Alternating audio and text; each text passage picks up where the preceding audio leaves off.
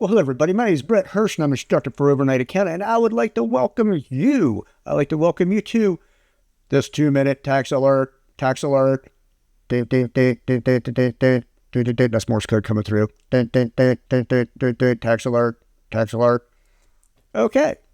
All right. There is a disclaimer. Pause it, read it, like it, follow it. Thank you. All right. In this tax alert, we'll be discussing what's up with no tax on tips. Now, if you work in a service industry, say you're a waiter or waitress, you probably think, well, tips have never been taxed, right? Right? That would be wrong. Even though you may not have paid tax on those cash tips, which, by the way, no tax on tips applies to cash tips. They're supposed to be reported in your W-2, Box 1 and Box 7. Here's where they're supposed to go in your W-2. There you go. So if you look at your W-2, you'll see these. All right, so what's this no tax on tips? Where'd it come from and how's it work? Let's get started. July 4th, 2025, President Trump signed the big, beautiful bill. This rewrote much of the tax code. Which you're a tax professional, you probably like that because now you can charge more. I kind of like because I get to share this great information with you guys.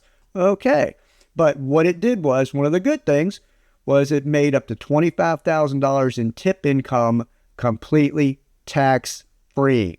So, I know what you're going to ask. How's this going to work? Well, I'm glad you're watching our tax alert.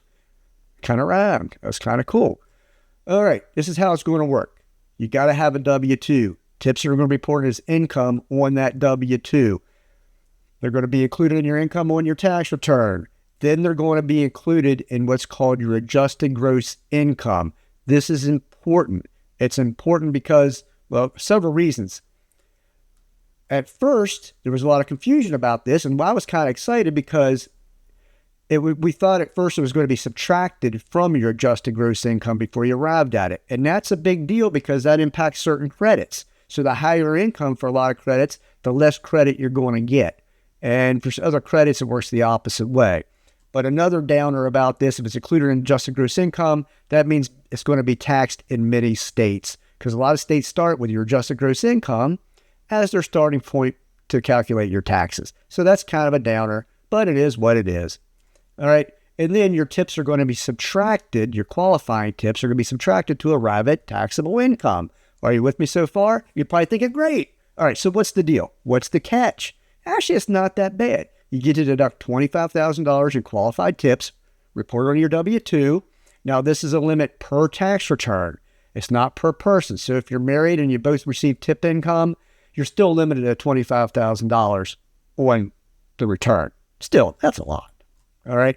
It also has income limits, but if you're receiving tips, if you're a waiter or waitress or a hairdresser, you're probably not going to, it's not going to apply to you. They don't start phasing out until if you're married, it's $300,000 up to $550 before you lose it completely.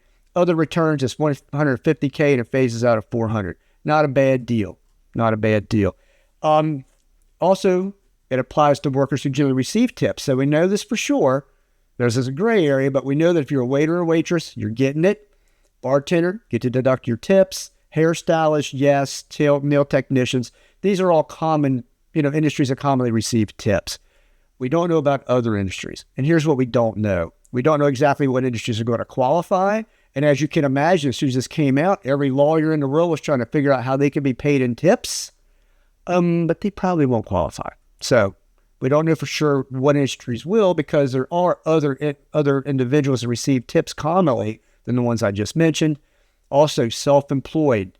As it stands right now, I'm sorry to tell you that if you're self-employed, you're probably not going to get it.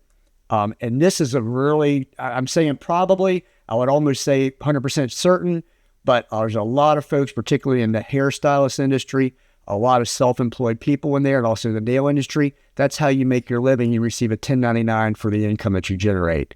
It's in law. So are they going to change that? I hope they do, but I'm not counting on it. All right. But I also don't know exactly how technically this is going to work and how it's going to appear on your W-2. I think there's going to be a code in Box 12, which you don't care about. But anyways, so there's a good summary of how this works. And I hope you enjoyed it. And I hope you like our channel and how that stuff works.